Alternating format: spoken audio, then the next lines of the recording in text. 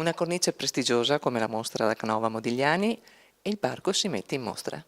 Sì, è la prima volta che ci agganciamo alla città di Padova, che sappiamo essere città della cultura per eccellenza nella regione Veneto.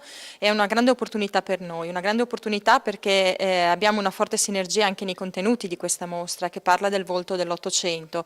È un momento per noi di rappresentare il nostro volto nella sua complessità, non solo tramite i paesaggi che storicamente conosciuti del nostro territorio, ma anche attraverso le genti. Questi 5 mesi ospiteranno in questo corner tutte le attività presenti nel parco. Avremo i produttori che rappresentano i nostri prodotti d'eccellenza, pensiamo al vino, al mele, all'olio, ma avremo anche le diverse associazioni che pullulano nel nostro territorio.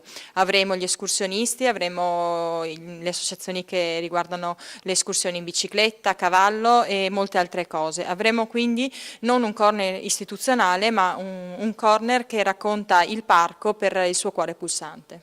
Il parco regionale dei Colli Ugani ospite di questa bellissima mostra. Come si inserisce in questo contesto? La cultura deve essere più integrata al territorio e Palazzo Zabarella è felice di poter essere coproduttore di un percorso unito con un'altra grande cultura che è il paesaggio e che è le qualità del territorio anche in campo agroalimentare. È importante che si faccia locomotiva insieme e che si crei un'occasione per quanti turisti di cultura verranno da noi in regione scoprire, oltre a una bella mostra, anche le qualità del territorio altre, in questo caso il magnifico Parco dei Colli.